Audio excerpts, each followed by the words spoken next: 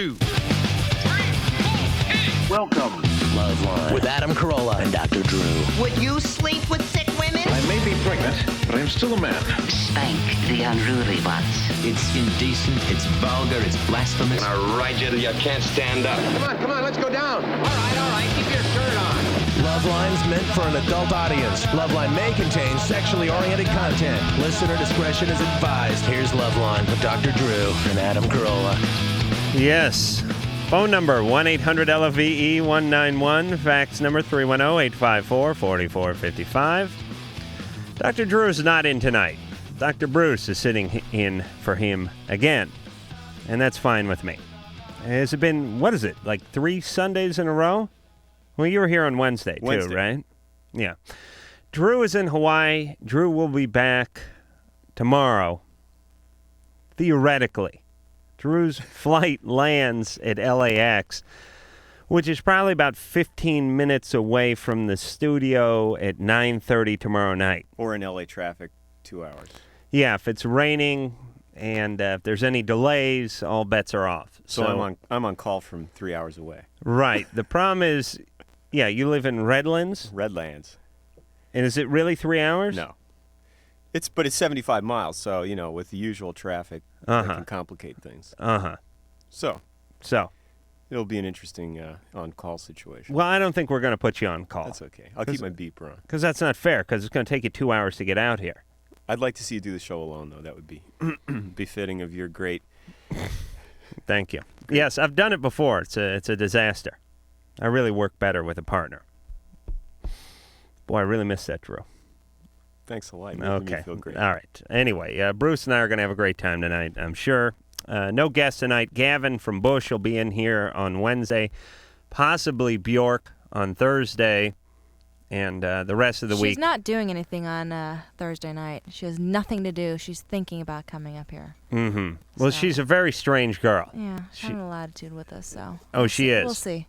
Oh, she's in town and everything. Yep. Does she live here? No, but she's coming in for our Christmas show on Friday night. Oh, is she playing Friday night? Yeah. Oh, boy. I got to get hip. Oh, man. KROQ, the mother station out here in Los Angeles, who's really the godfather of these Christmas shows. They put on these big shows, and every station does them now, but KROQ's always... The original. Oh. Bjork's on now? Oh. Well, I told you, Ann. I didn't hear that she was going to be on. You didn't know? Who told you, Lisa? I don't know if she is. All right, so she won't be performing Friday night at the KROQ Almost Acoustic Christmas. That's all right. No one from the station listens to the show. You'll be fine. The point is I have been getting calls up the wazoo for tickets. And they're real tight on these things because it's like the hottest ticket in town and they sell out in 5 seconds and everything. And everyone's been bothering me for tickets. And my thing is I'm on the barter system. I don't care if I've known you and love you for 20 years. If you haven't done anything for me in the last year, you don't get tickets. Then again, if you've, come by the house, paid your respects, scraped a little paint, whatnot, you get the tickets. That's the way I work. You have a good Thanksgiving there, Dr. Bruce? Great Thanksgiving. Yeah? Ate lots of turkey and slept. Good. In preparation for work. With that tryptophan? It's right. It works. Is it L-tryptophan or is it tryptophan? It's probably L-tryptophan. L's just the structure of the molecule. L-tryptophan sounds to me like a Mexican porn star. L-tryptophan. Probably has the same effect. All right, so put you to sleep. I stayed up till 2 in the morning last night and ordered a mop from the TV. I saw a commercial for the Wonder Mop. The guy, they did it like at Marineland. A porpoise shot out of the water, landed in the tank, splashed all this water up on the deck, and this Wonder Mop took it right up. One swipe. Did you really order a mop? I spent $8 on mops last night because not only is the mop 2 easy payments of $19.95, which comes about $40, it's $12 for shipping and handling, and then it's like another $4 or $5 worth of tax. So it's like $50-something worth of mops. But if you watched a commercial, it made perfect sense because they had a big trash can. And it was filled with these cheap $10 or $15 mops, and they said you'd go through one a year. Whereas this one This is like a mop that you could pass down from generation to generation, Right. so that your kids would have clean floors and their kids I in have turn one of would those have mops clean at floors. home. Oh, do you? Yeah, my wife ordered the mop, and the only way I Did find she out- order that mop? Yes, and the only way I find out is on the credit card receipts because she's afraid to tell me. I tell you, I never even thought about mops until I saw this commercial. And you know, the thing that's funny is when they do these infomercials and they go to a break, like they go to commercial break, you think you're going to see a commercial for like a local car dealership. No, it's just the mop commercial. They go from the mop test site to the actual mop commercial. But like a fool, I bought the mop. And it works? Is it good? Let's put it this way: it will not be handed down to future generations Oh, it of my won't. family. But it's one finger ringing. and by the way, I don't mind using my whole hand to ring. I really don't. I know that sounds sexual, but I can go ahead and just use 2 or 3 fingers and ring it. I really don't I don't have like a ringing finger. I have a ring finger, but not the ringing. So anyway, I bought this mop, and the thing I found out about these things, last time I ordered something from TV, I ordered one of those change sorters. It was like merry-go-round change sorters that you just drop the money in, and it spills and all. Didn't work. Never used it once. It's cost me like $29.95. Never used it once. But the mop, this is something I'm going to use. 4 to 6 weeks, I'll be using the mop and reporting on it. The thing about the mop, and I guess all these other things, is when you call them up, they also want to send you out the super absorbent car chamois and the car upholstery lint brush for $19.95. And you have to keep telling them no. And then they tell you, all right, how about we send you the super absorbent squeegee and the squeegee lengthener attachment for $19.95? No. And they'll just keep signing you up unless you actually stop. So I had this great conversation in my underwear about 2 in the morning last night, talking to some guy from, Battle Creek, Michigan on the 800 line going, all I repeated about 13 times was, just the mop tonight. How about we send you over a Mops of America? It's a tribute to mops across this great land of ours. That just be the one mop for me tonight. We'll also send in the discount mop book. This entitles you to 5% off all mop-related purchases, whether it be a chamois or some sort of cleaning. No, just the mop tonight. But it's got to work because they do it. If they do it, it's got to work for some people. All right. It's very frightening. Is your mom, is your wife happy with the mop? No. She's not? No. It's been replaced by another mop bought in a local grocery store. I spent $60 on a mop last night? Maybe you'll get better results than we did, but it's tough. Well, they say it has a full lifetime warranty. Can't she send it back? But that's people. It's human nature. People never send it back. All right. Well, not me. God is my witness. I'll send this mop back. See you in 2 months. Alyssa.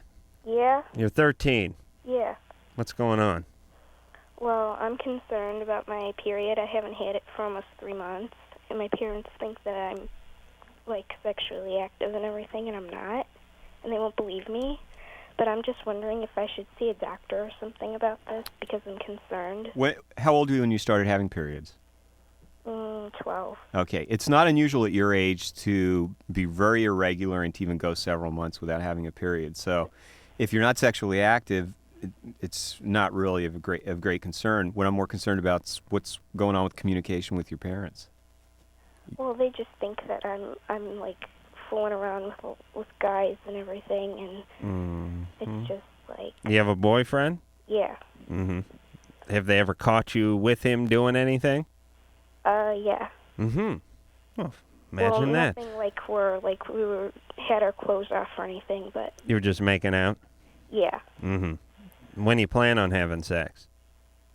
I don't know. All right. Good answer. Well, give it a few years. Now, is this something you talk about with your parents pretty openly? Obviously, they know that you haven't had a period in 3 months. That's not always a topic of conversation. Well, my mom's just really nosy. She'll, mark it down on a calendar for me and just oh, it's your due date today. My dad used to do that for my bowel movements. It's been a day and a half, son. Everything going all right? You want a muffin? That could explain a lot about you. Yeah. Oh, okay. But, it's just she just annoys, All right, tell her Dr. Bruce said she was being a little intrusive, and she needs to trust you a little bit more. she has to know everything. She has to know where I'm going. It's like a radar on her. As soon as I walk out the door, she can hear it as quietly as I shut the door. I know you don't like this, but we actually like it, don't we? Although it's going to force her to crawl out of a window into a neighbor's van and have sex at the age of 13 and a half. That's what happens when they put the full court press on you this way. You know what they need to do? They need to lead by example. Is she a good example?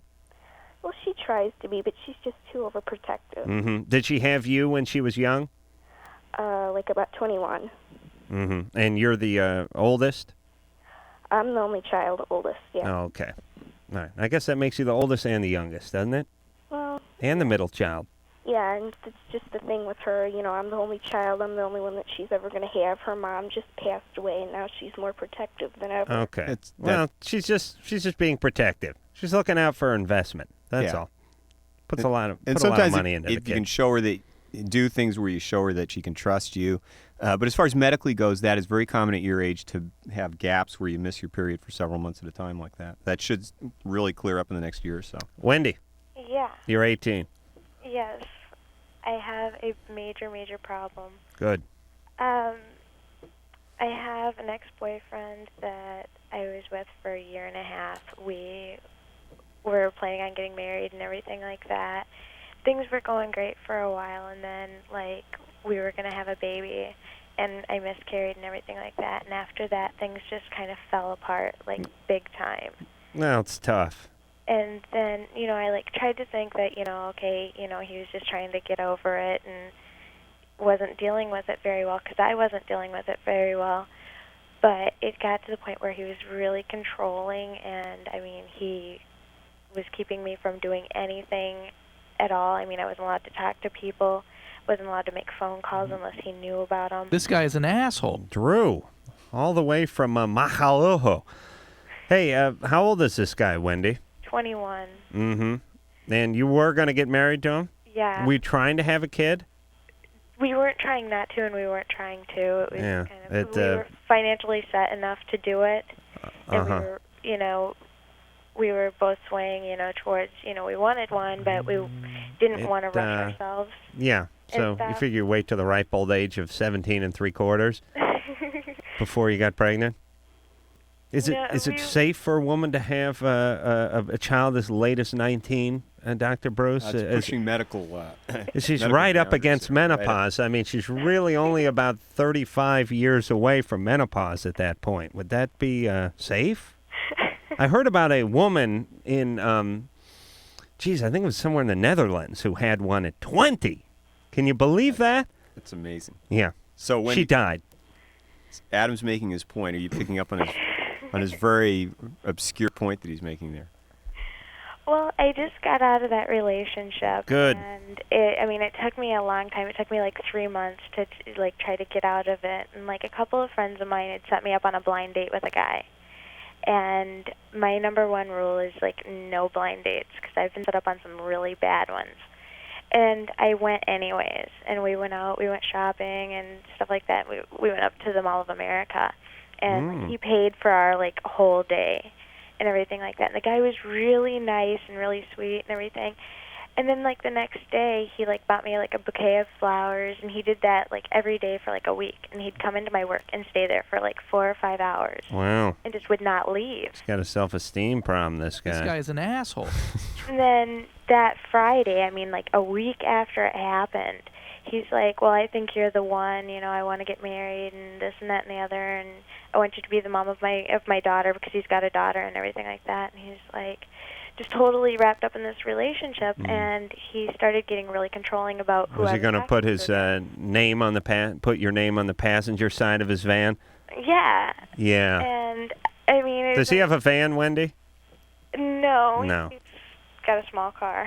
But he what? He's got a small car. Okay. And I mean, it's just like I'm not ready to settle down. I just got out of a long relationship and everything like that. Yeah, but you were going to get married in that relationship. Yeah, and then like I totally realized that I was like making a mistake, that I Okay, good. All right, don't settle down. I don't trust this guy. How old is this guy? This guy is 21 as well. 21. He's already got a kid. He's already been through his first relationship. And he's obsessive. How do you have a kid? How do you like be in and out of a relationship with a kid and you're 21?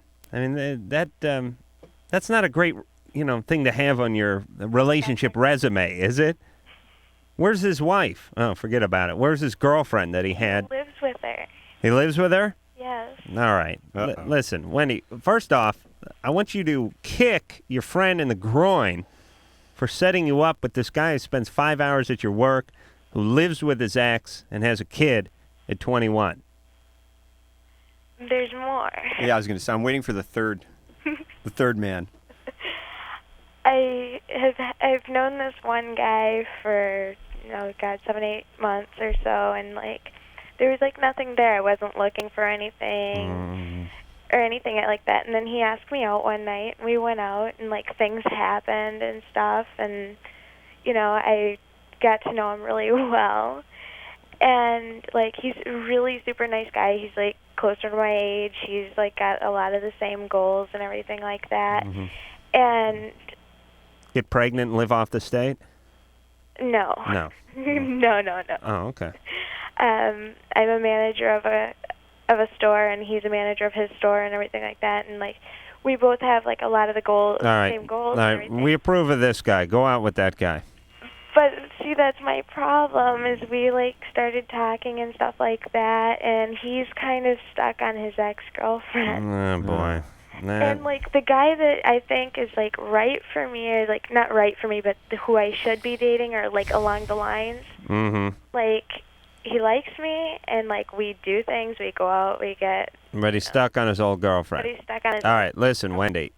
You do not have to make a choice between the two idiots and the one guy with the girlfriend. You understand? I mean, there are more men out there. It's not as if, it's not like, when you go to a wedding and they go, what do you want, the fish, the chicken, or the beef?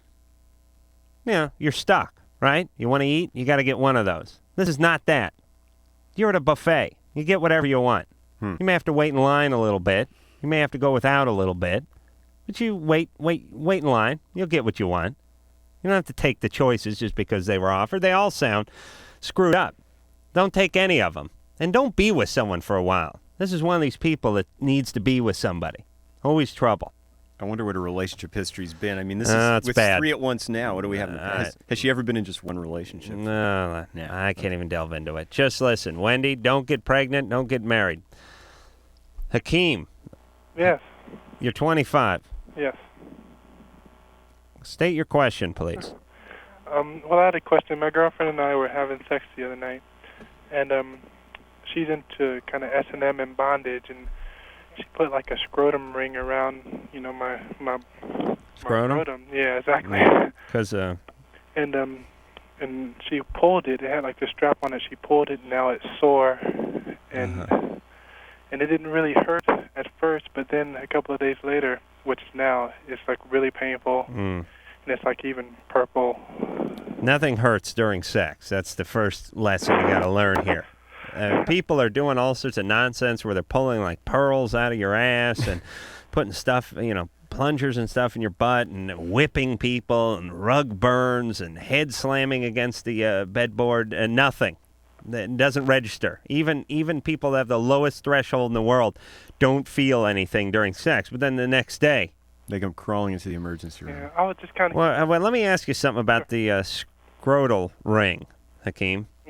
Trying to picture that. How big in circumference would you say the scrotum ring would be? No, it was more like a leather strap. It was. Oh, I see. Yeah. So almost like a. I was trying to think of a word, but she's as good as Drew is. Drew will just sit here and watch me flail. We could go on 15 minutes with me trying to come up with a word. It's quite entertaining. While Drew just sat there and went, like a lariat. I've taken lessons from Drew on this. Right? Like a lariat? Lariat, sure. There you go. God forbid you could have jumped in with that one. I don't know what it is with doctors, unless it comes out of JAMA. They're not volunteering anything. So it's a leather, like a leash almost? Yeah, kind of like that. With a sort of a choker on the end of it? No, not necessarily the choker. It was kind of Velcro, strapped around. Uh-huh. And it had a leash on it, yeah. Uh-huh. And she had pulled it. And the only reason I was concerned was because like we tried to have sex later, and then when I ejaculated, it was kind of a funny color. Mm-hmm. Like there was some blood in there? Yeah, maybe. Yeah. Ooh, hematospermia. I didn't know if it would go away or... So how hard was she tugging on the leash? Well, it was just one time. She kind of got carried away, I guess. Right. And thought she was reeling in a marlin. Something like that. Were you lying down when she yanked on the leash, or was she leading you around a little bit? She wasn't leading me around. We were just... Well, she was kind of underneath me, and when I was kind of kneeling above her, she was kind of tugging it. Mm-hmm. Like pulling me towards her, so to say. Do you have a mask on and stuff? No, nothing like that. I'd be wearing a mask if someone did this, just in case someone wandered by and recognized me with the scrotal ring attached. The average urologist would just need a few Hakeems in his practice to keep him busy for. Yeah. Okay. All right. So what is this? Well, now I sort of lost lost concentration there. What was turning purple here, the scrotum or the penis? The scrotum. Okay. Oh, the scrotum. Yeah. Okay. Well, that's not quite as bad. Oh, it isn't? No. Well, I'd rather that turn purple because, well, in cases like this, unfortunately, over the radio, we have to say you need to have a physician look at it. Blood in the sperm, hematospermia, can be normal, but in this case, you've had trauma, so you really need to see a. I'm guessing it was connected to the nard leash. Right. I really am. I'm going out on a limb and betting that there's a direct correlation between the nard leash and the blood in the sperm. You wouldn't get good odds in Vegas on this bet, would you? No, I think I would. But seriously, Hakeem, first of all, a lot of questions come to my mind about, your girlfriend's background and her upbringing, the type of person we might bet on. Let her have a good time. Well, no. Well, when you get into S&M, when I'm working with patients, if you question that behavior too much, then they it's like you're being judgmental. But individuals who tend to overemphasize the toys during sex and the pain aspect of it frequently have a difficult time adjusting to a healthy sexual relationship. And Hakeem may be subject to this kind of possible trauma for a long time to come. Maybe Hakeem is spearheading the whole thing. Oh, it could be. Doesn't sound like it. Are you just going along for the ride, Hakeem? I don't know if she was really trying to hurt me or not. But well, that's the whole point, though, right? Yeah. It's sort of being on the edge with it, and that's when you can get into trouble. And so, but anyway, you really need to be seen by a physician. First of all, when you have a purple color, it's usually, if you have an injury, there's some blood that's released in the tissue, and it will, as when you've had a black and blue mark, it sometimes gets purple a couple days later, a day or two later. But in that area, you can have clotting that's not normal, or you can have thrombosis. Depends where the clot is occurring. But I'd have a physician take a look at that. But what if he gave it a few days and saw how it looked? Well, because he's not going to want to go running to the doctor, and then the doctor's going to go, well, you really got to bring the leash in. We can't make a proper diagnosis unless we see the leash, and he's got to run out to the car with his pants around his ankles. No, probably the doctor would take a urine specimen and examine his testicles. All right, but let's think of a good way his scrotum could have suffered this consequence without having to admit the leash part. Could he say that he was tying his sweatpants and got it caught up in his scrotum and yanked the tie cord or something? You know what I mean? Do you think he could come up with something other than the leash? Nah. Are you with me, Hakeem? Yeah, I'm here. Yeah, I mean, you don't want to go in and just talk about the leash, right? I know. I just want to make sure that there wouldn't be the chance of there being long-term effects or. Well, he's telling you better go. He's telling you to go talk to somebody. But the number of these cases that come into doctors. Should he go to a veterinarian or a urologist? Well, it depends if there was an animal involved in the act. Which there is the leash. But in a case like this, doctors here, we see these things all the time, and you try and make the patient as comfortable as possible. Well, people come in and you don't broadcast what they've come in for.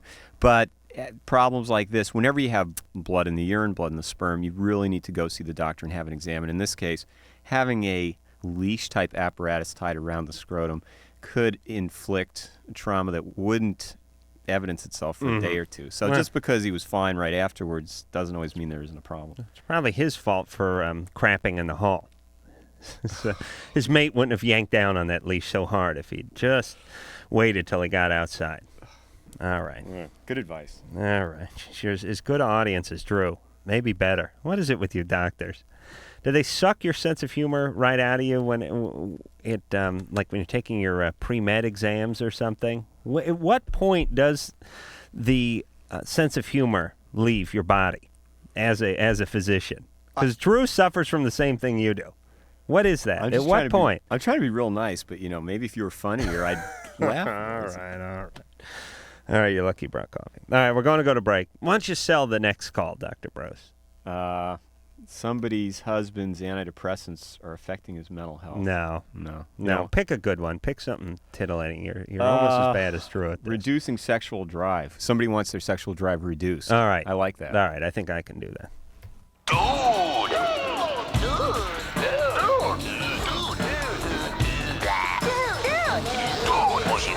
LoveLine will be right back, dude.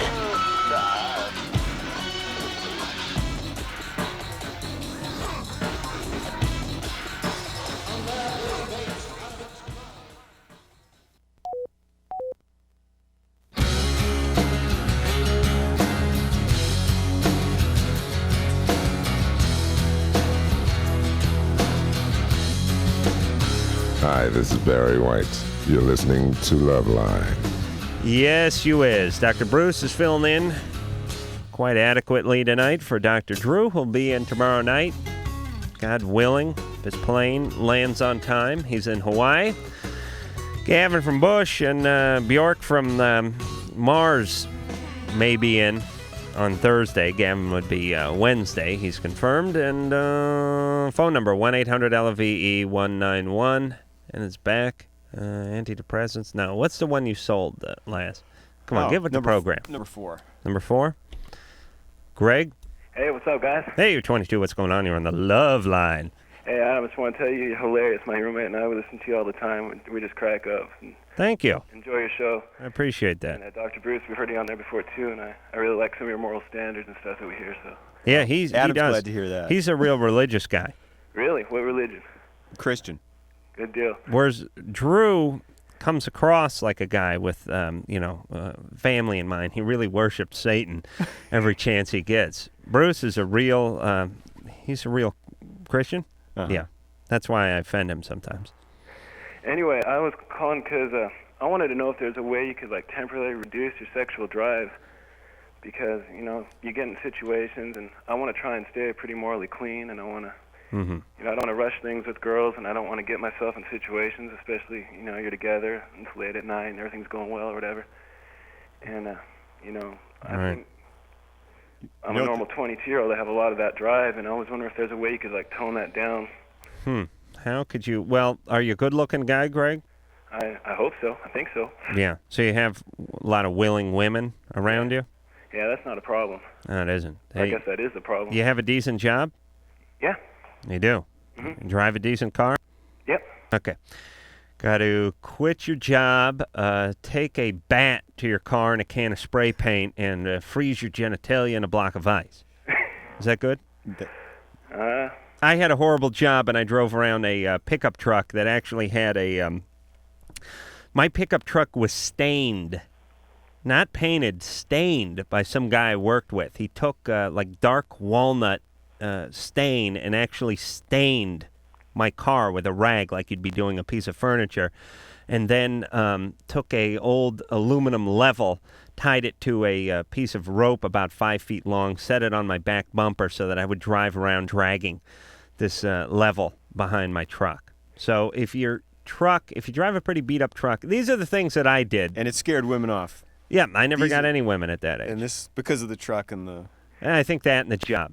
See, the problem is I still want to get the women. I just don't want to take it too far, too quick, too soon. Mm-hmm. Okay, my number one prescription for the first safety mechanism for avoiding sexual excesses, avoid drugs. Constant avoid masturbation? Avoid drugs and alcohol when with women. Well, at all times, actually, but... Yeah. I'm sober from everything. But They are?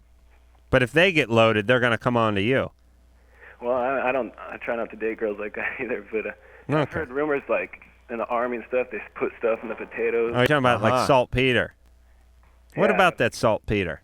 What do you know about that? I know there's no scientific verification for that. There isn't? No. Well, we had Tony Bennett in here like a year and a half ago, and he said when he was in the Army, they put saltpeter in the food. I don't think anybody wants to disagree with Tony Bennett on the And they said they do it in prisons, too.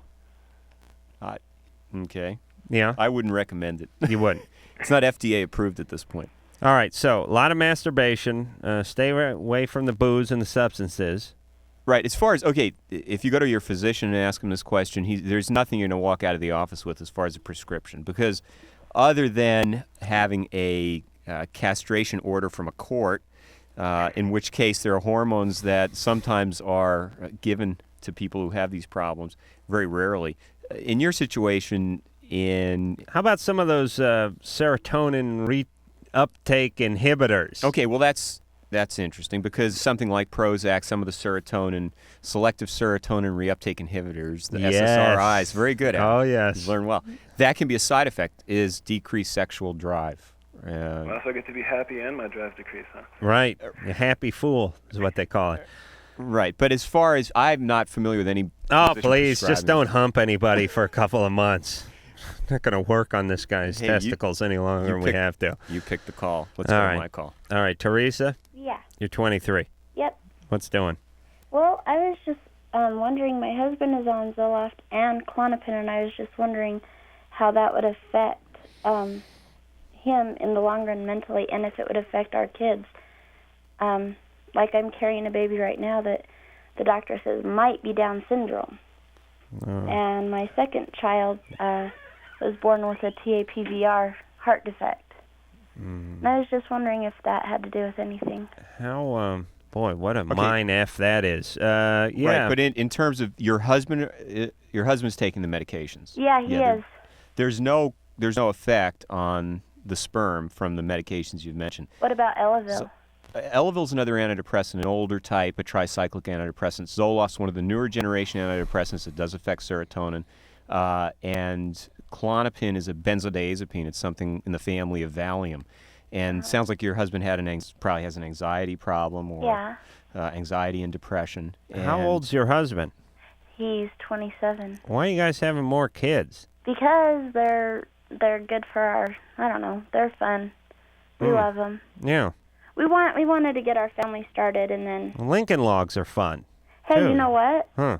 I've never had a chance to play with Lincoln Logs. Well, see, you missed out on your own childhood. No, I wanted to have 3 kids, and then, you know... How about, have a family. But what about mental stability in the parents before you go ahead and start the troop, you know? Well, he seems to be fine as long as he's on his medication, I mean...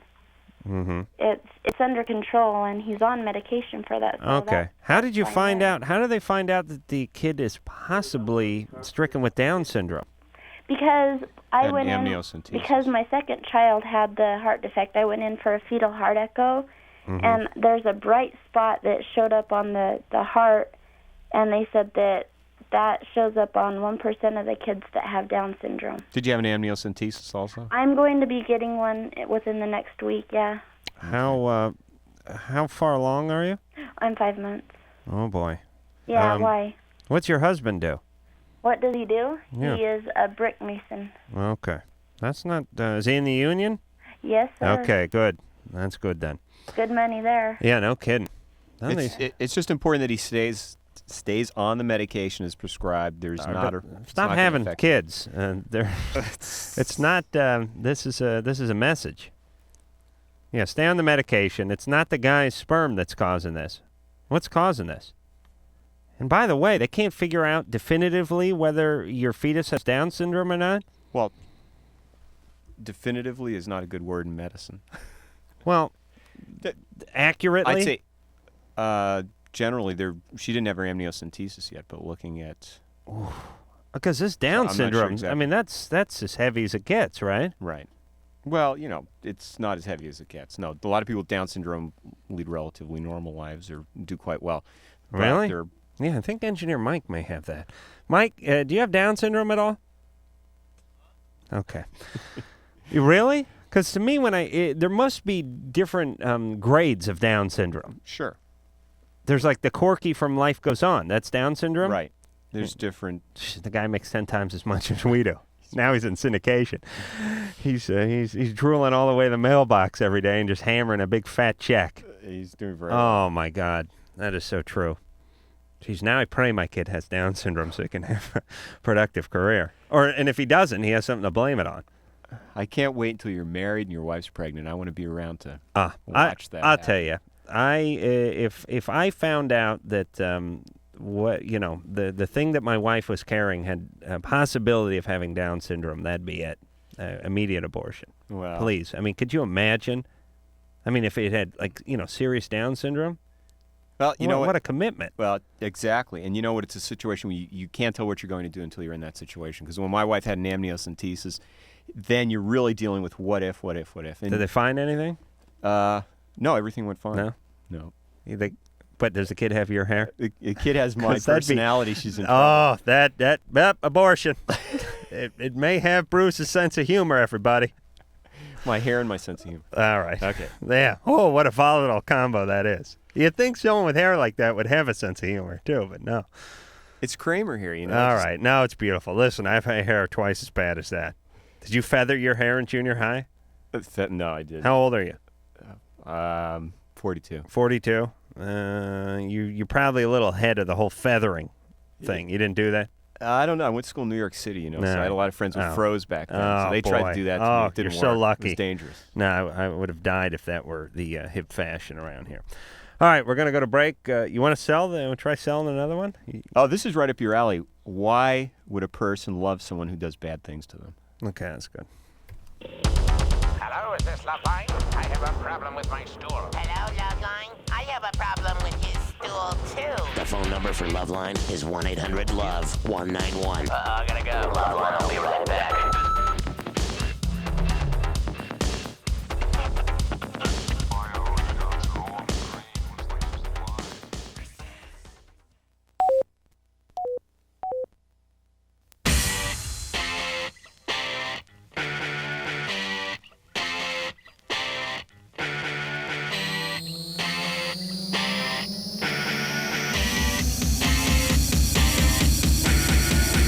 Hi, this is Harry Connick Jr., and welcome back to LoveLine.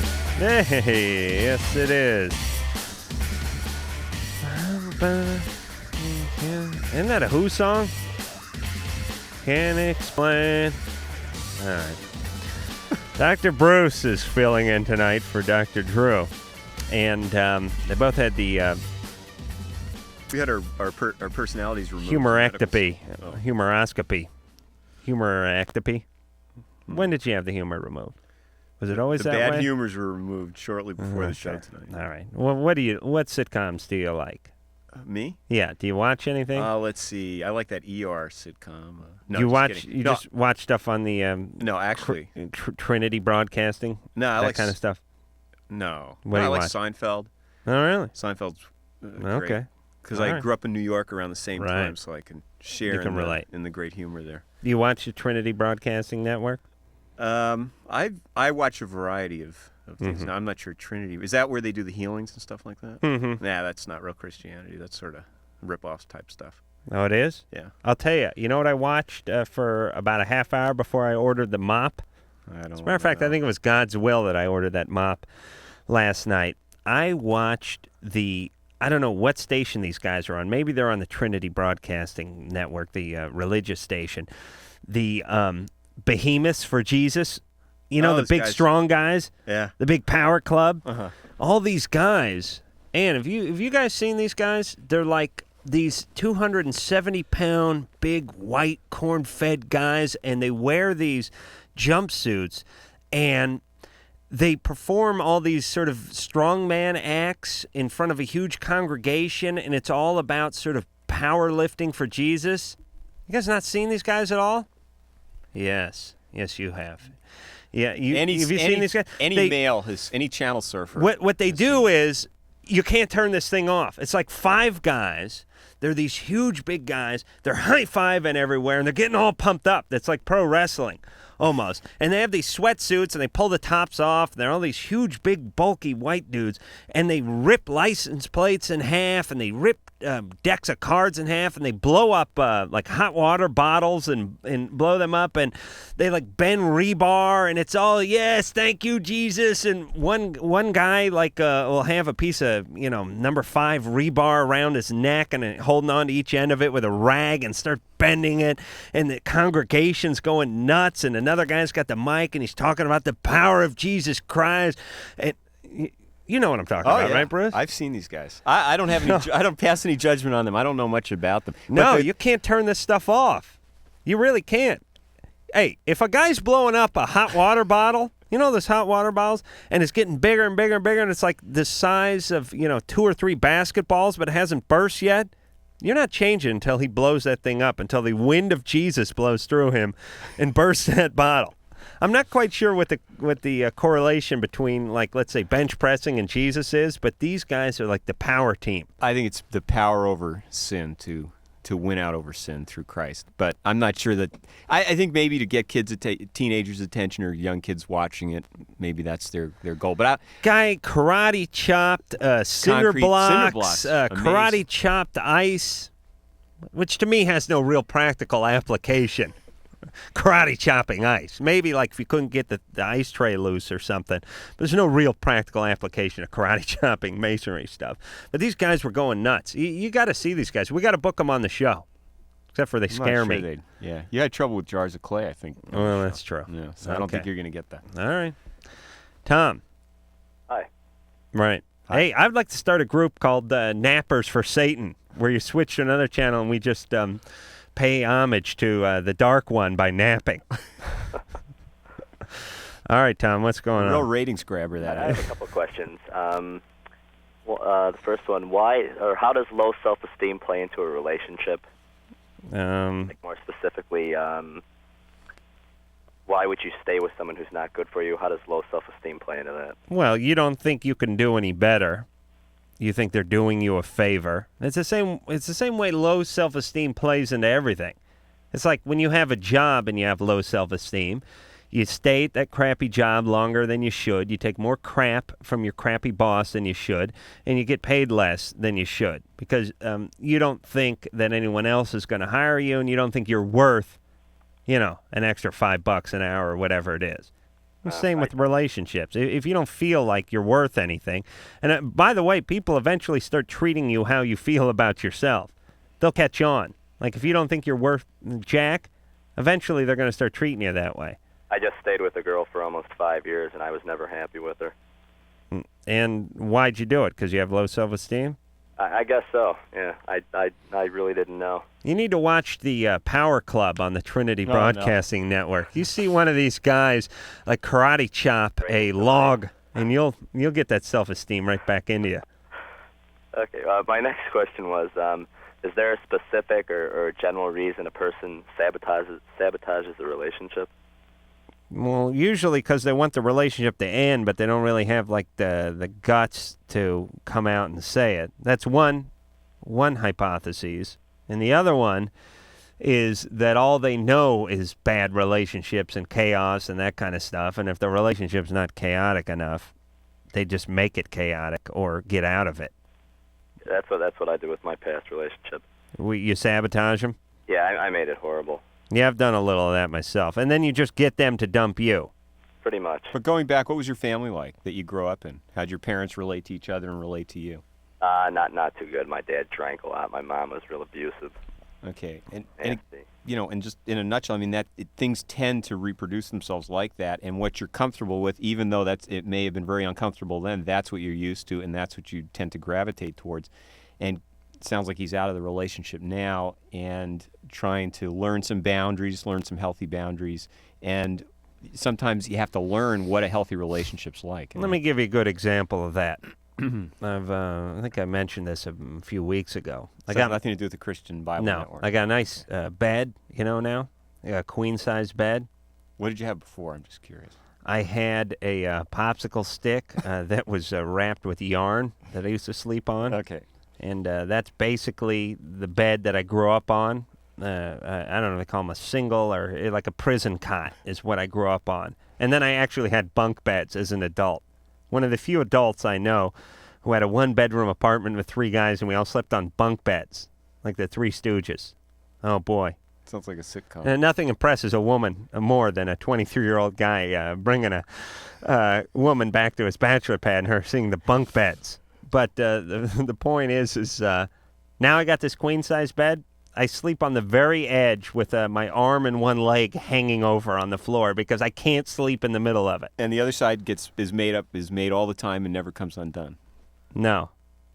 What are you talking about? I never make my bed. Oh. The point is I was so used to sleeping on this thin mattress the whole time that now I got a big one. I can't sleep in the middle of it. I can't enjoy it. Do you know what I mean? Mm-hmm. Okay. All right. When's Drew coming back? Is it tomorrow? Not tonight? No. Wes? Yeah. You're 27. Yeah, how you doing, Adam? Good. I listened to your show. I've listened to it for the last 6 months. I have been in jail, and I listened to you guys in there. I think you do a good job. What'd you get put in for? Well, my wife of 7 years ended up sleeping with my best friend, and I got off work at 1 o'clock in the morning. And 10 days before this, she had stated that she wanted a separation, and I said, okay, you need some time or whatever. Let's do it. So I went and stayed at my mom's house. I was coming back from work at 1 o'clock in the morning and seen his car parked out front, and so I naturally stopped and I started going. I went in. The bedroom window was right there next to the door. Oh boy! I seen them making out and getting down on it, and I freaked. I went to the front door. I didn't even try to open the front door. I just kicked the son of a bitch down.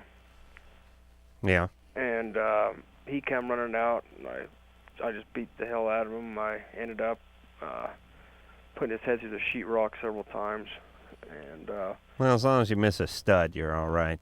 Well, yeah, I think I did, but that stud would have been better than what the outcome was. The kitchen's right off the bedroom. I threw him into there. My wife's jumping on me, trying to rip me off him. I backhanded her. Just an ugly deal. I ended up getting a Carol syrup bottle off the counter and cracked him over the head with that. Oh, that's a. I think the only thing harder than the KROQ syrup is the Aunt Jemima. Yeah, it's bottle. What'd you do to him? It fractured his skull open. He's in the intensive care unit for a week. Oh, Jesus. Was he naked during this whole time? Yeah. That's my worst nightmares, getting the crap kicked out of me while being nude with like a semi-erection. Could you imagine? Yeah. I wouldn't know whether to like punch the guy or cover up. I'd like grab like a towel or something and wrap it around me while the guy was beating the crap out of me. Well, yeah, I wasn't thinking of it. Oh my God. At all. Jesus, you're dangerous. So Wes, what happened then? Well, wait a minute. We got to go to break. Wes, hang on. Okay. We'll get to the rest of this. Jesus, guy's volatile. But listen, you can't go doing this kind of stuff. No. Leaving the car parked out in the driveway. Oh yeah. No, I wasn't talking about that. Well, I mean, Okay, we'll be back. Hello, is this LoveLine? I have a problem with my stool. Hello, LoveLine. I have a problem with his stool, too. The phone number for LoveLine is 1-800-LOVE-191. I gotta go. LoveLine, I'll be right back.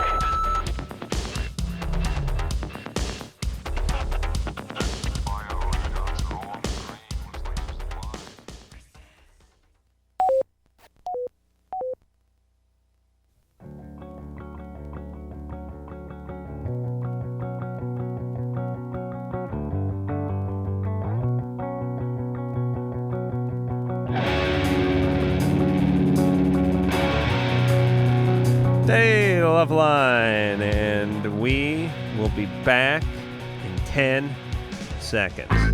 This is LoveLine on radio station.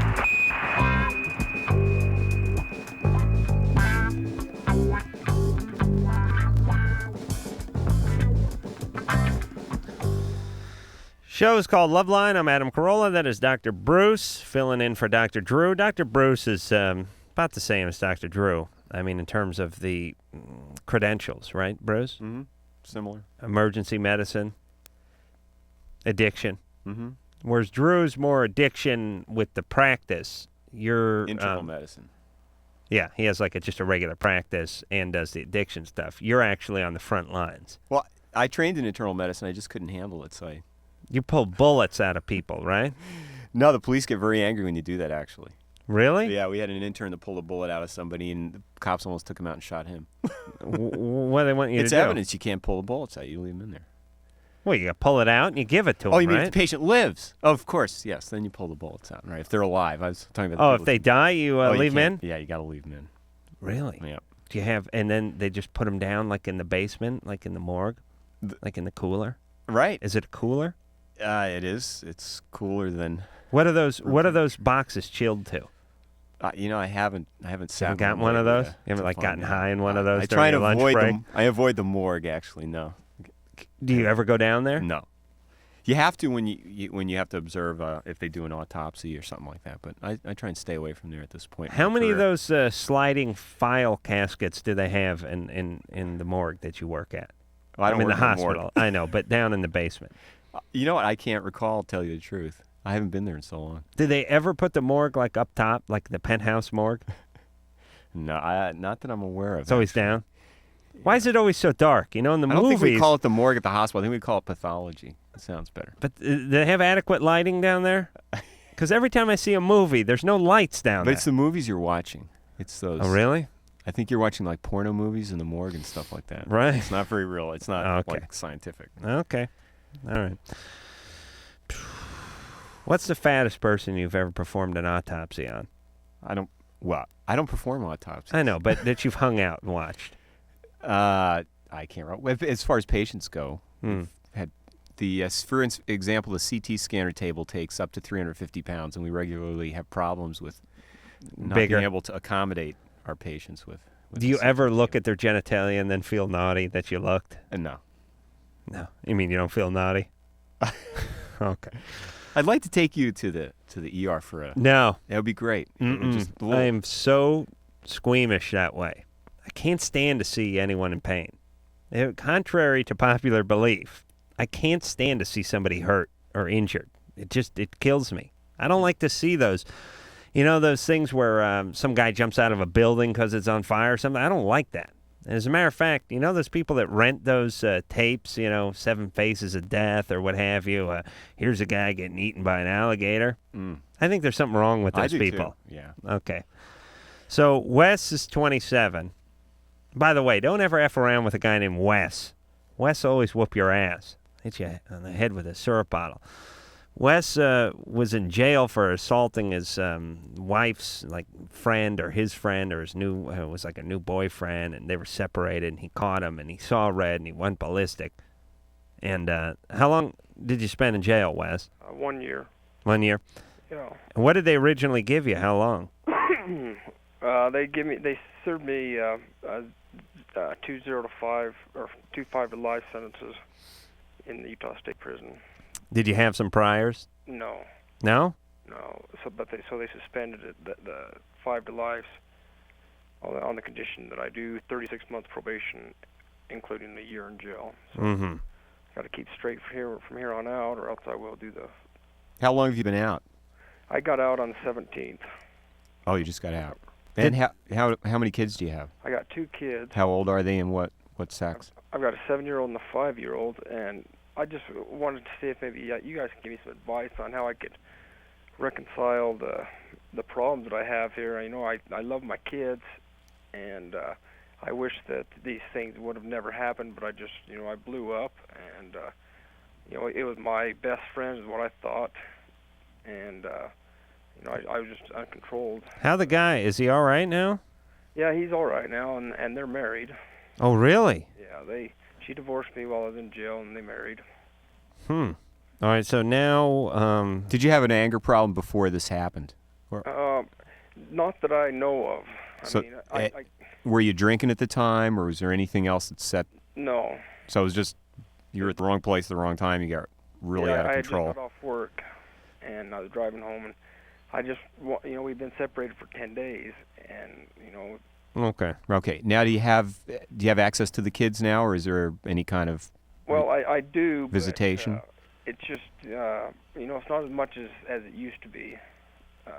I've seen them once since I've been out of jail, and I think she's skeptical of me taking them in fear that I'm going to hurt them. How's your ex-buddy, who's now married to her, treating you? Oh, he's a puke.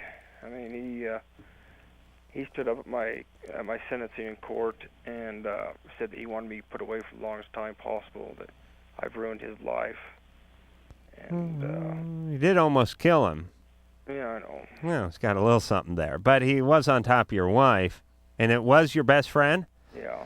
And you were See? still married That's why at the I don't time. have any best friends. Yeah. I'm like a wolf. I Okay. travel alone. But you've got to make the best of a real tough situation. You're out of jail, and you've got the kids to deal with and building the relationship back there. All right, here's the deal. The wife and the friend are write-offs, obviously. Thank God the guy didn't die and you weren't up for murder. Meanwhile, you have to have some sort of passable relationship with the guy and the wife because you got to see the kids. Your number one priority is the kids. You just got out of jail. You're still young. You can't expect everything to be up and flying immediately. Because the guy you almost killed with the syrup bottle is married to your wife who's living with the kids. God knows what he's saying about the syrup killer when he's not around. Boy, pancake day at that house must be just hellish. The point is it's going to take a little while to get this back on track. Your job, Wes, is don't violate your probation, don't F up, get yourself a job or keep the one you have. Meet a new woman, get yourself, squared away and prioritize with the kids. But there's no magical answer that's going to get you going. No, he doesn't. What? Give him the benefit. Do you have a support system going? Oh, for Christ's sake. Well, yeah, I do. And that was another thing I was going to ask you, what you thought about this. Since I've been out of jail, I had to move in with my parents. Mm-hmm. And I listen to your show, and I hear you getting on people about, you're 27 years or 28 years old, and you're living with your parents. What's up with you? Who do you hear getting on people? Adam or Drew? Adam. Both of us, you a-hole. Adam. I think both of them. Nah. Well, listen, Wes, okay. I'll make an exception because you just got out of jail and I'm scared of you. Listen, you sound like a good guy. This is what I got to say. The relationship with your kids obviously is something that really concerns you. You care about your kids, and what happened can be just a blip in the past, and you could have a great relationship with them, and without focusing on that, going on spending time with them, and letting them know when they start asking, that it was a mistake you made, and that's what happens when you lose your temper. And spending meaningful time with them and living with your folks until you get your feet on the ground, I think is a great idea. Fine. And secondly, I think this is where a strong support system, having friends, getting involved in a church group, and I will recommend a church group because I think that's a great place for a guy like Wes to start making friends Maybe and Wes building is relationships. Jewish. Hey, that's the synagogue then. Are you kidding? No Jewish guy ever beat his friend with a syrup bottle. No, but listen, I mean, these things happen, and he sounds like a decent guy. All right. John, you're 21. Yeah, Wednesday night I drove up to a friend's house, somewhat distant away, going to other people, and we went there with the mind to drink. And Who? You and your friends went somewhere far away to drink? we went to a friend's house. He lives about 300 miles up the coast, and we went there intending to drink, and so we drank. We finished off 3 bottles of Boone's, about probably a 24-ounce pitcher of Screwdriver. Boone's Farm, booze? You mean like wine, like Wild Apple or something? Have you ever heard of Boone's? Well, I know Boone's Farm, like they made like strawberry wine and stuff. Well, I don't know if it's a wine, but they got like a lot of different flavors. Yeah, Anyway. it's for people who don't like to drink, so they can get loaded. Ah. Like it's for people who don't like wine. They'd rather drink like a Slurpee that got them loaded. Fortified wine. Fortified. Aha. Fortified with alcohol. Okay. Okay. So after Boone's Farms, right? What? No. Boone's Farms? No? I don't remember the exact name. Oh. You need to complete your degree in this, Adam. I used to drink that. Isn't that what that is? All right. Anyway, go ahead. Okay. So after those and a bottle of root beer schnapps, actually, and about a 24-ounce pitcher of vodka Screwdriver, we managed to tap about halfway through a bottle of blackberry brandy, about halfway through a 750 of Jack Daniels, over a period of about 3 hours. Mm-hmm. I had about 20 to 25 shots. The only reason I ended up going to sleep about 45 minutes after I did is because I'd been up since 6:30 the morning before. Uh-huh. And that was about 4:45 in the morning. Yeah. And the next day I woke up feeling kind of sick to my stomach, no headache, but my back started to hurt a little bit. I'm wondering what are the possible long-term consequences of that. No, you're fine. Quit getting loaded, please. I don't need. Well, no, the guy's lucky. I'll tell you. Look, you drank too much. You could have like poisoned yourself and choking your own vomit. Listen, he was just calling to tell us how much he drank. Yeah, basically, it was like people tie him on all the time. But also, actually, alcohol is quite an impressive poison, and the number of people I've seen come in the emergency room that end up on a ventilator, the younger the individual is, the higher the risk that they'll stop breathing, that they'll aspirate, choke on their own vomit. Yeah, alcohol is a very nice anesthetic, and as you drink more, it becomes just like using an anesthetic that doctors use to put people to sleep. And so the dangers here are a couple days later, he's past the point of falling asleep and not waking up. But for the amount of alcohol, the diagnosis of alcohol poisoning is very, it's a very serious problem that people run into. And you hear these stories of parties where there's a competition to see who could drink greatest number of shots or the and that you can end up. You ever vomit because you drank too much, Dr. Bruce? Me? Yeah. Oh, I never discuss my past. Oh, yeah. I bet you've heaved a few times. Well, no, see, now if you start Of to course start, you have. I've never done that, then it's like, well, this guy could never identify with me. Or else if you start talking about things like that, then I would say I've vomited through alcohol intake upwards of 20 times. 20 times? I'd say 20. There could be permanent brain damage after about think five. So? After really? 5 times, that's been I'll my tell you, experience in medicine. my eyelids have not been the same. I'd walk around with bloodshot eyelids after a good night of throwing up. But I was kind of a pussy. If I drank too much and I wanted to go to bed, I knew I was going to get up in 2 hours and heave or something. I would just heave before I went to bed, and kind of take care of that. You had it under control. It was I had my drinking under control. Ray. Yeah. You're 23. Yes, sir. How you doing, Adam? Good. Listen to your show all the time. Thank you. I just needed some advice. I'm 23. I'm a single father. I've got twin boys. They're 2. And I'm having a hard time dealing with their mom. She's still hell-bent on being a teenager, and she doesn't really want to deal with the kids very much. She doesn't show up to visit them when she says she will. Anytime I talk to her on the phone, we're arguing constantly. How old is Mama? She's 21. Did you guys get married or something? Yeah, we were together for 4.5 years. Married? Yeah. Okay. 4.5 years. Yeah. So what do you mean? You met her when she was like 16? No. Well, huh? Close. 17, yeah, somewhere in there. Yeah, I'll go with 16. Smart ass. I like when people like to try to fudge the numbers, but you just can't. We were together for 4.5 years. She's 21. We've been broken apart. We've been broken up for 4 years. All right. Anyway, so she's not a good mom. Well, that's the kids live with you, right? What's that? The kids live with you? Yes, sir. The twins? How old are they now? They're 2.5. Okay. Please pay attention to this show, Bruce.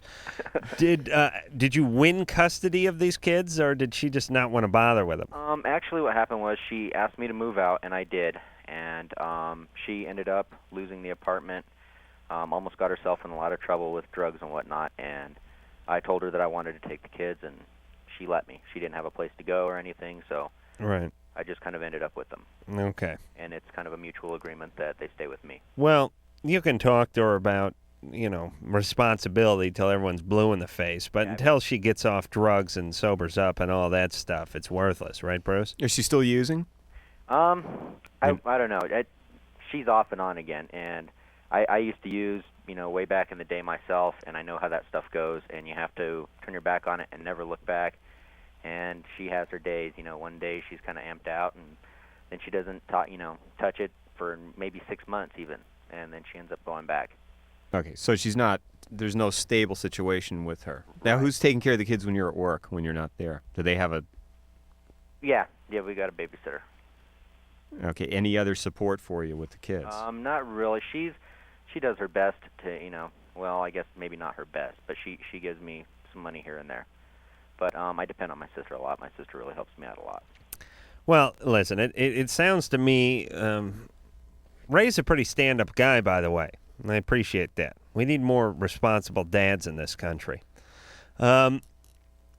He's raising the kid. He's doing the best he can. You're not going to be able to talk somebody into being a parent I think all you can do is see if you can, for the kids' sake, if they can sober up or get in a program or get in a 12-step thing or something like that. But, I mean, while, she's experimenting with drugs, he's not going to really be able to reason with her, is he? No, and the problem is it sounds like they're still with her some of the time or until she gets sober and starts working a program or gets counseling help. It sounds like a very unstable situation. Well, we know that. But there's nothing he can do other than, obviously, don't give her the kids if she's, smells of alcohol or she's beaked out or something like that. Chris. Hello? You're 17? Yeah. I went on a college visit and I met a girl who lives kind of near me, but she doesn't go to my school or anything. And thing is, we sort of hooked up, and we kind of go out, but she's not technically my girlfriend. And the thing is, it's kind of the relationship we have, Bruce. We see each other once or twice a week, but we're not really. There's no commitment. That's you and Drew, I thought. Oh yeah, that's us. Here maybe once a week, maybe once every 2 weeks. Mm-hmm. She doesn't have that much free time, and when we see each other, we're like all over each other, crazy. And but the thing is, she's got this other guy she sees, and I don't want to. I should be like, well, whatever, screw that. I don't want to have to deal with this, but Right. I like her too much. Well, you're desperate. Yeah, you could say that. It's not that you like her too much, it's that you don't like yourself that much. Really? That's a better way to look at it. Yeah. Here's Chris, here's your only shot. Believe me, this is experience talking. Okay. I've been down this road. You'd like to have her committed to you and only you. Mm-hmm. You'd also like to salvage some dignity. There's only one recourse. You must tell her that you're not the kind of person. Here's what you tell her. I'm not passing judgment on you. I'm not telling you what to do. I'm just telling you the way I operate. I don't date people that are, getting it on with other people at the same time. It's just not the way I work. I'm not passing judgment. If that's what you want to do, so be it, but I'm not going to be one of them. Now, I like you. I'd like to, have a more consistent relationship, but unless you're prepared to make at least that much of a commitment to me, then forget about it. And you move on. Now you got your dignity. Now, maybe she decides, yeah, this guy's right. I like, this is a very confident stance the man has taken. I'm suddenly more attracted to him. And she commits to you, or she doesn't. So, you either have your dignity and her, or you have your dignity and your hand. But either way, you have your dignity. You're never going to win her way as long as you're hanging out making a fool of yourself. Because she'll just put you into the sap department and keep working it. Okay. Am I right? No, I want to get Chris's feedback on your answer. Oh, boy. 'Cause I'm mixed up. What are you mixed up I'm about? confused. Never mind. Chris? Huh? Chris. So, Do you did you hear understand Adam's? that? Did you hear Adam's response? Yeah, I heard it. Does that answer your question? A little bit. Okay, so it doesn't. Be more specific. So, okay, you're the girl that you're intermittently infatuated with is how old? She's 17 as well. Okay. And here's the thing: her other guy is 22. Yeah. All right. So you're also risking your life in this situation too. So wait. What? I'm done with him. What do you need to know? I told him everything he needs to know. What more could you possibly add to that? What do you want to add to that, Bruce? I was going to ask him what he expected that our advice would be. Because usually the intuition is there, and what the little voice is telling you is the way you should go. Joy, you're just going to drive this show into the ground. Chris? Hello. What else did you expect us to tell us? I don't know. I just wanted to get some feedback from professionals or whatever. Okay. And what would you suspect we're going to tell you? I mean, you got to break it off with, isn't it a law? If you're going out with somebody that's going out with somebody else, it's not going to go anywhere. Right. It's going to get you in trouble. That's and enough. If there's a 22-year-old boyfriend, you're going to end up the way Wes dealt with his wife's and here's what I'd like extramarital partner. Here's what I'd like to, with the syrup bottle upside the head. Right. Here's what I would like to impart on my young listeners through experience. What you see before you now is a man chocked full of dignity. I really do. I do a lot of undignified things, but I have a lot of dignity. The way I conduct myself. I wouldn't be in a relationship where someone was seeing somebody else and that kind of stuff. But this is all the kind of stuff I would have done back in the day when I was 17, 18. If you'd had the chance. Yeah, I didn't really have the chance. Right. But the point, hold on. I was going to tell Mike to shut your mic off, but he's busy playing. He's playing like Miss Pac-Man over there. The point is go ahead and start the dignity stuff early. You should do it early on in life. This sort of thing where, you go ahead and F up between the ages of 16 and 30, and then you sort of get your head screwed on straight and start conducting yourself in relationships according to plan or what have you. Why not just go ahead and do it early? Why not at age 17 look the girl in the eye and say, I'm not the kind of guy who gets into relationships when people are already involved. End of discussion. Boom. All right. You don't get any trim that weekend. It hurts a little bit. But the bottom line is you are on the road to dignity. Where's that road lead, Bruce? Medical school. No, Dignityville. Digvillia. All right. I know your mic was shut. All right, I'm going to sell the next call. Marianne. Boyfriend's dad caught them messing around, threatening to tell her mom. What should she do? I'm starting to itch. LoveLine will be right back. Dr. Drew will say something brilliant, but no one will hear him because Adam will be making funny noises.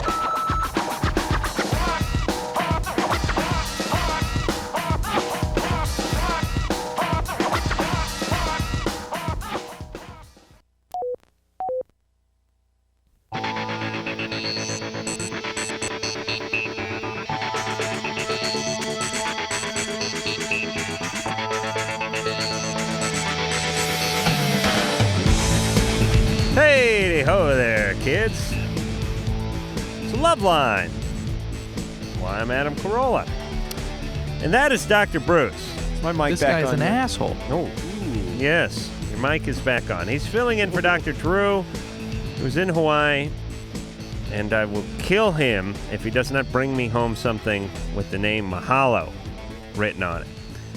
He will be around tomorrow, theoretically. Gavin from Bush will be in here on Wednesday. That's a pretty good booking. And then possibly Bjork on Thursday, although she has to check her biorhythm. My mom was into that nonsense, that biorhythm stuff. She Temporarily, I hope. Yeah, about the time everyone else was into it in like 75. But she'd check her biorhythm chart, and I'd be like, hey, Mom, what's for dinner? I'm having an extra critical day. Yeah, okay. Now my biorhythm's all effed up because your biorhythm's effed up. I could have been having a good biorhythm day, but because your biorhythm's effed up, now I don't get to eat because you're having a critical day. All this nonsense. I wish I was born in either the 50s or the 90s. Why is that? I had to go through all this horrible 70s crap. Bunch of guys, a bunch of bad cars, and guys wearing purses and all that disco. All that disco. But and, you got a chance. Disco's back. All that hippie crap and the biorhythms. You'd look I good. still can't figure out what the biorhythm is. Here's what the biorhythm thing is. It was real hot in the 70s. I don't know. You get some kind of wheel. It looked to me like what birth control comes in. It's like a little round thing, and you put in the time you're born and the date and stuff like that, and then you figure out what days are good for you. But as it turns out, for my mom, every third day was an extra critical day. She couldn't leave the house. And then some days are real good days. I don't know what that means. It's not AMA approved, I bet you Sherry's into that.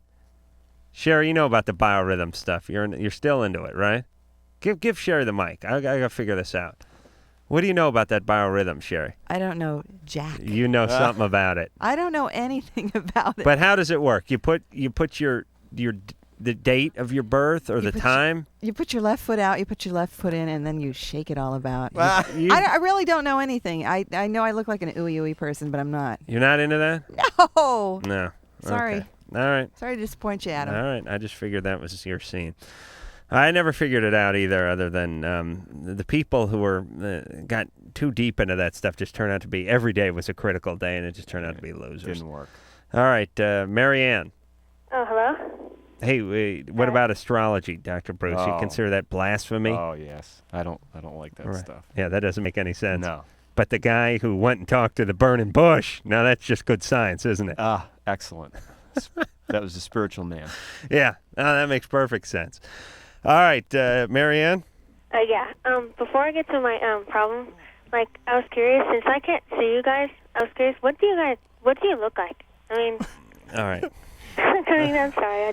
I'll describe Dr. Bruce. She doesn't care what I look like. I'm just a fill-in guy. Tell her what Drew looks like. Oh, you want to know what Drew looks like? Sure. Well, I want to know what both of you guys look like. Okay, you want me, Bruce, and Drew? No, not Bruce. I'm sorry. Okay. I'm not trying to be rude. Bruce looks like he sounds. He's got a big red mop on top of his head. He's wearing some horn-rimmed glasses. He's got kind of a doctor's outfit on. Yeah, he's got kind of that doctor's. My wife dressed me tonight. But Yeah, let's talk about you. You look good. Let's talk about you. Let's talk about me. Why don't you go ahead and describe me? Other than she could just turn on MTV and. Well, she may not have cable. I have cable. Ann can help me describe Adam, but his black, Bobby bushy Brady. eyebrows. Yeah. Take off your hat. Oh, Greg. Greg Brady. Greg Brady? No. Well, the hair's a little bit hard. How would you describe his hair? It's mop's not a good Pete word. Sampras Yes. meets Greg Brady. Yes. He's got a high forehead, which from a medical standpoint, we'd He want to do does some have a big forehead. Never noticed. genetic testing is what I think of when I look at his Right. forehead. You see the protruding brow and the large forehead, and you think you found the missing link. Yeah, he looks like one of those comedians, the guys that you don't expect to say anything intelligent, and then they do, and it's funny. Oh, really? Yeah. My sister's like obsessed. She's always saying, "Oh, he said this today. Oh, he's so funny." And Listen, I'm not one of these fat radio idiots. what about Although I'm steadily gaining weight. Drew? Drew looks like sort of a Ken doll. Let me explain Drew's looks. Drew is a very good-looking man by virtue of the fact that there's nothing wrong with him. See, he's good-looking because there's nothing wrong with him. Now, people don't take that the right way, but there's some people that are good-looking because there's nothing wrong with them. They're not fat. They don't have bad skin. They have nice teeth. They don't have a big nose. They don't have funky hair. They don't have a double chin. There's nothing wrong with Drew, and therefore he has to be good looking. But he doesn't really have these, like a distinctive quality to him, look-wise. He's just good looking. Like if you were drawing a guy and you wanted to draw a nice looking guy, you'd draw Drew. Right? Okay. I guess. I don't know. Yeah, that's what I'm saying. Wouldn't you girls, wouldn't you, Ann, Lisa, Sherry, wouldn't you agree that Drew's good looking because everything is right on him? I mean, there's nothing wrong with him. Yeah, I mean he's a good-looking guy. Right. Yeah. But he doesn't have like He's some. distinguished.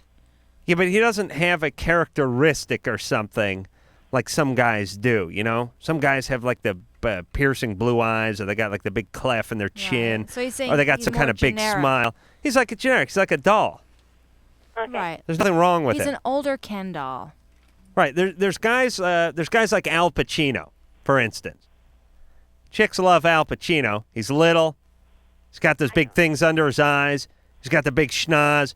But he's real good looking. But he's got all these characteristics that make him good looking.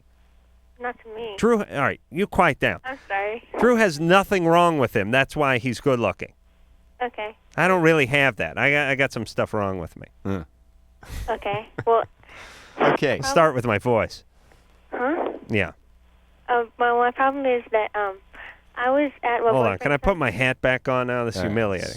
That's fine. I was at my cover that boyfriend's up. house, and his dad wasn't home, and we were making out in his dad's room, and like his dad came home, and we didn't hear him, and he like caught us, and now he says that I have to do whatever he says, or he's gonna tell my mom about it. I did outscore Drew on the personal evaluation Yeah, I chart, heard which you. Sherry almost like broke down and cried when she when she found that out. She almost threw a chair through the glass here. She was so upset. Who did that evaluation? Me. Oh, Me and Drew. that explains it. We worked it out. I came out ahead. Hey, the numbers don't lie, ladies.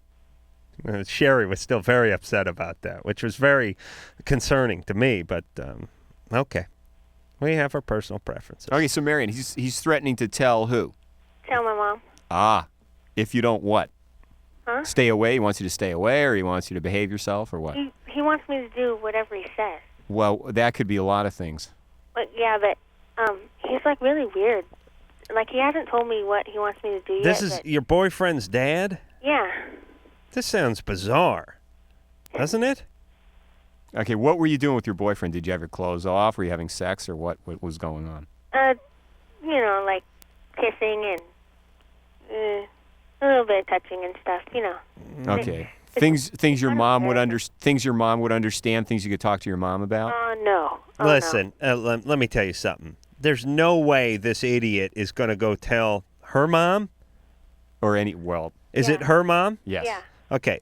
That's your cue, by the way, to say yes instead of just looking with like a blank expression. I was worried about my hair during the time she was wondering asking you the weren't question. listening there, yeah. Oh, Jesus Christ. I swear to God, I'm ready for you to like pull a Mission Impossible mask off and find Drew lurking underneath that smile. All right. There's no way this idiot is going to go to your mom and tell her this. No, he will. He won't. And if he does, and your mom has a lick of sanity in her, she'll tell him to get the hell out of the house. No, I mean, but she's always saying, like, she's always watching me all the time. And You didn't do anything wrong. Call this guy's bluff. But if he tells her, I mean... All right. Well, then, she's... I don't know. I would saying dump... all this bad stuff that she would do to some guy if she ever caught me doing anything. I would dump this guy just based on this guy's dad, tell you the truth. Now where's your dad? My dad? He ain't around. Yeah, he is. Well, What is see, he? my biological dad, he left a long time ago, but Right. I have a stepdad, and he's sort of around. He goes to work a lot, really late at night, so... Oh, boy. I can relate to that. All right. Yeah, but your kids are glad. They can't wait. Shouldn't you be leaving? It's only 2 in the afternoon. Well, there may be traffic. Oh, that's painful. All right. Okay. Listen, we can't answer this question. I mean, what are you going to do? Well, it sounds like this guy's a little bit weird. I mean, there Of are course. ways other Look, parents don't try be and keep alone the with kids in this line. guy. A, number 1. B, number 2, see if you can have your boyfriend try to talk some sense into his dad and tell me he's humiliating the hell out of him. Yeah. Please. Well, just from All my, right. from a standpoint of working with teenagers, at 14, you don't want to be having sex, and the best way not to have sex is to have adults around that care about you and that are keeping an eye on you. Nobody likes that when they're 14, but it's a good thing. Listen, I'm more I give worried the that whole they're thing around my the blessing. house. You do. Well, that's bad. No, the dad. I don't mind this. I don't mind the mom who's overprotective and the dad who's trying to blackmail her. Yeah, it just depends what he's. I'm just. She won't get reading pregnant into- for another 2 years. That's all. That's great stuff. Hey, Okay. listen. Do you ever listen to what I'm saying? I try to. We're just on haven't- the same I side. haven't you taken my goofball. Ritalin today. No kidding. Not enough coffee. Well, take some coffee. We're on the same side on this one. I know. We've I been on the realize same that. side on many of these issues. You sound so serious. Well, I am. Tired of your combative nature. You know, a little knowledge is dangerous. That's what I would apply to you. Mm-hmm. A little knowledge is All dangerous. right, I think a little you're- Drew's rubbed off. I but think not you enough need to- your serotonin reuptake Oh, inhibitor very now. good, Yeah. What's the music about? What? Oh, the music? LoveLine will be right back.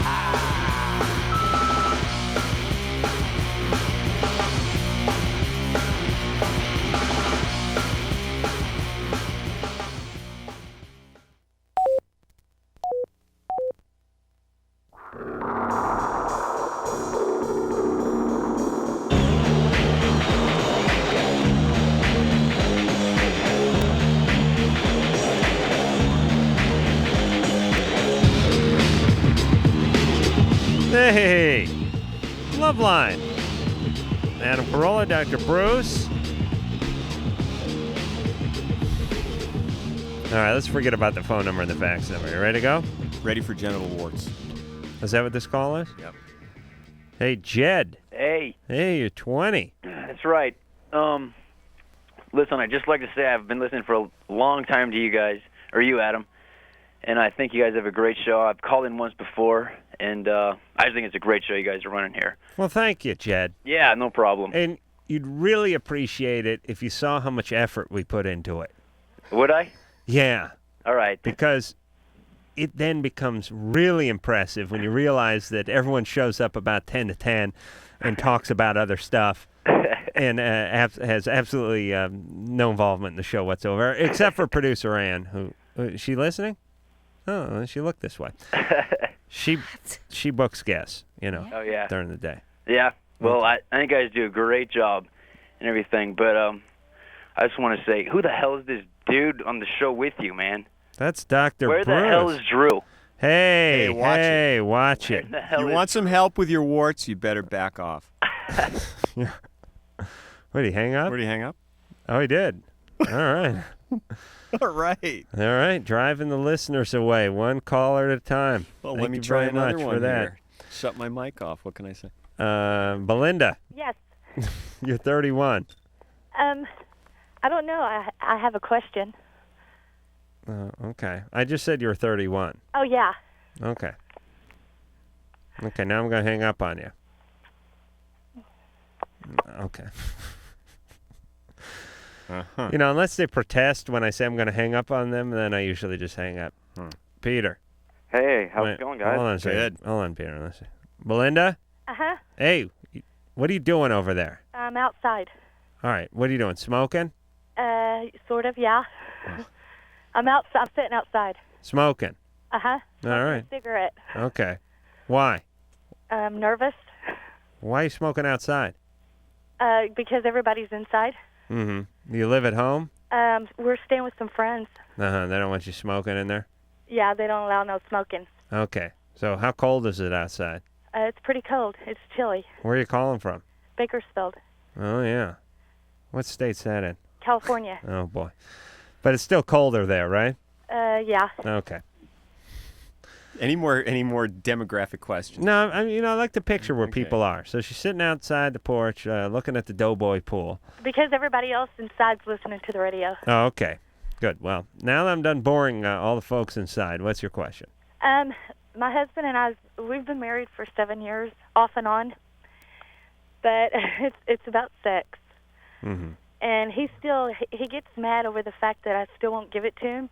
Mm-hmm. Yeah, that'll do it. I mean, it's not that I can give it to him once or twice a day, but it's not good enough.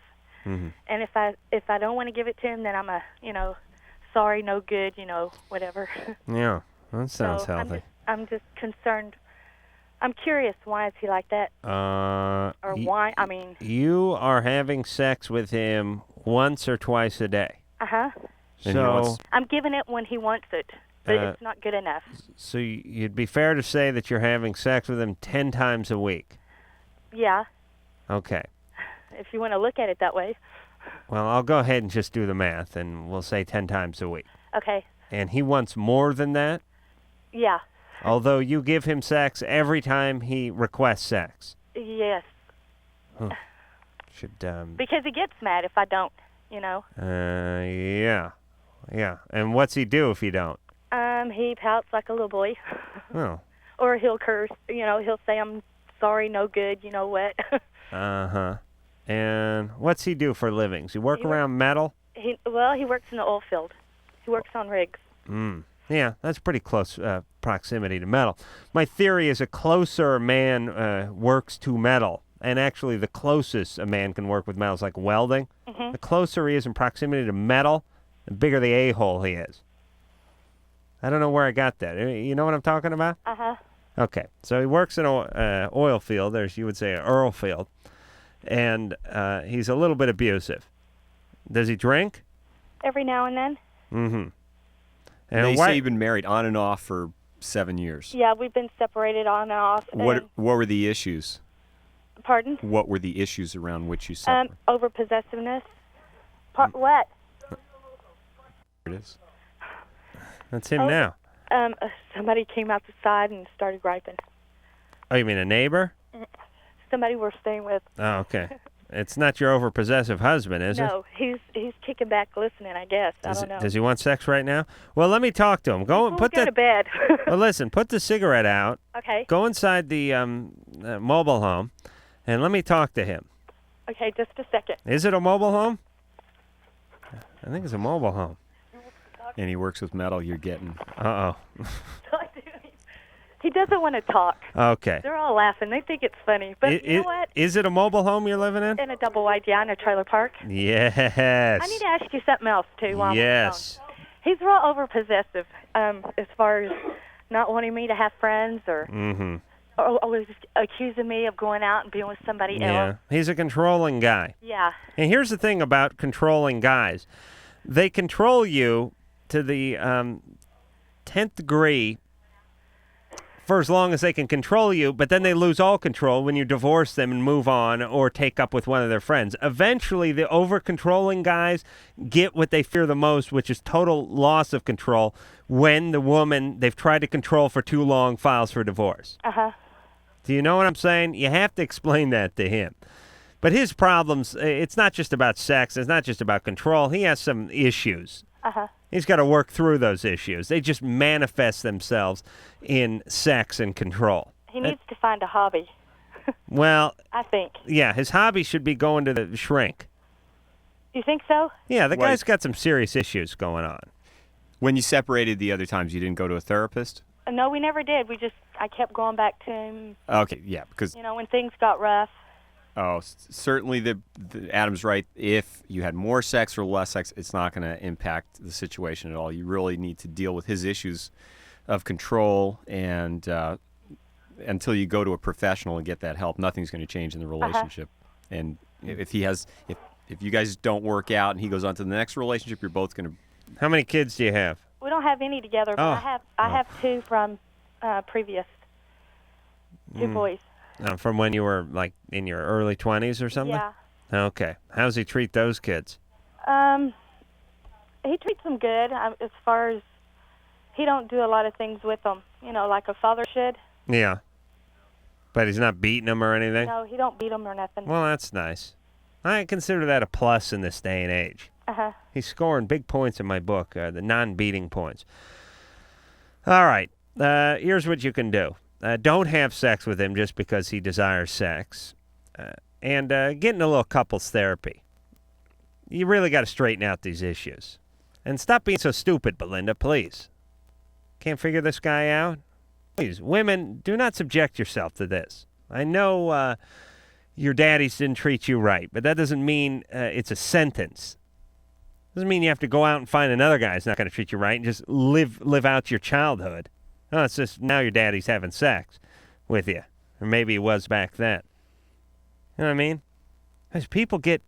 This is why... this is what pisses me off the most about our callers that are having kids and screwing with them.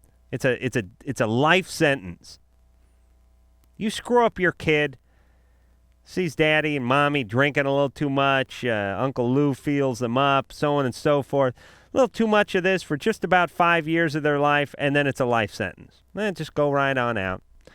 Get hooked up with abusive guys. You guys can go out abuse women. Just that's it, life sentence. And then we'll just unleash you on society. And then the tax-paying folks can just clean up your mess. Whether it's Bruce over there in the ER pulling, sewing up your knife wounds, or it's me just paying a nice 50% tax bracket to, get you in and out of jail, help out with the child support and whatnot. The 911 calls you're making every 5 minutes. Whatever it is. We'll just have society just clean up the mess. There's some excellent advice in there somewhere. There is? I'm not sure where. All right. Peter. Hey, how's it going, guys? Good. You're 21. Yeah, I listen to the show all the time. First-time caller. So anyway, I had a question more for Dr. Bruce than for you, All right. Adam.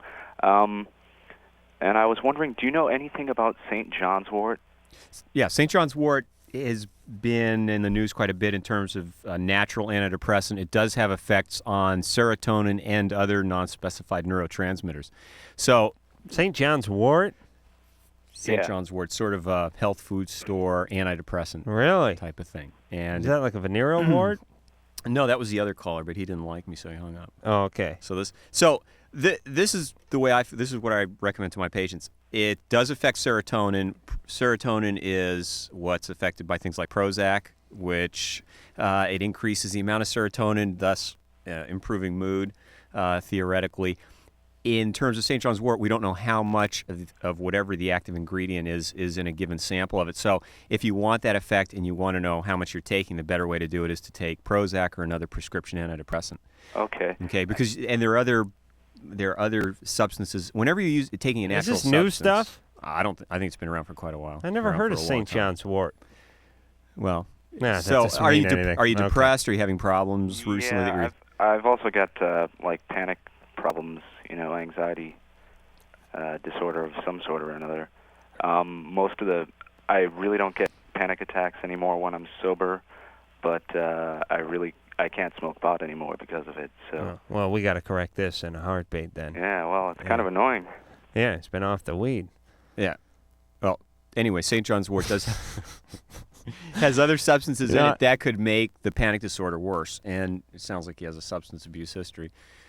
You know what I like about you, Andrew? You both, I think it's a doctor thing. You both talk like someone is forcing you out of the room. Mm-hmm. Maybe that's me. Maybe I bring that out. As if there's a patient waiting in the next as if someone's doing like a press conference and I go, all right, just one more question or something. And, but you got to do with St. John's wort, and then there's like this sort of cadence. It's almost like I'm trying to push you out of the room and you're just squeezing out the answer before you head into the hall.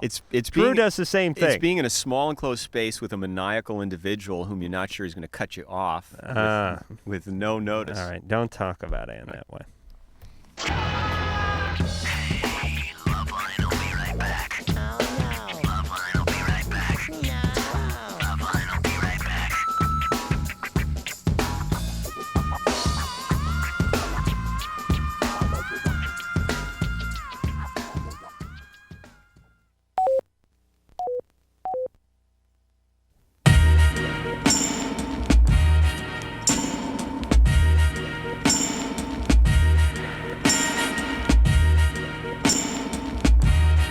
Well, we're putting to bed another episode of LoveLine.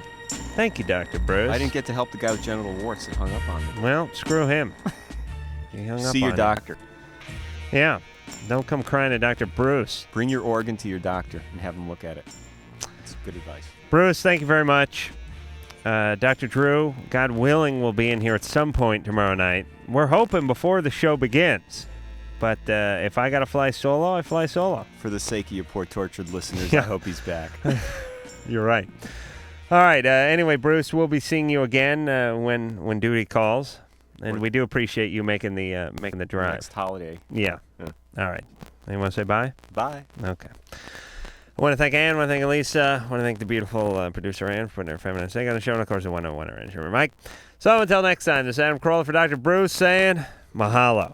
This has been LoveLine. The opinions expressed herein are certainly opinions, that's for sure. If you'd like a written transcript of today's program, you probably should have written it down yourself. And if you did, we'd like a copy. LoveLine producer Ann Wilkins. This broadcast was copyright 1997 Westwood One Entertainment. This music is MXPX on Tooth and Nail Records. Sit, Obo. Obo, stop dragging your butt across the carpet.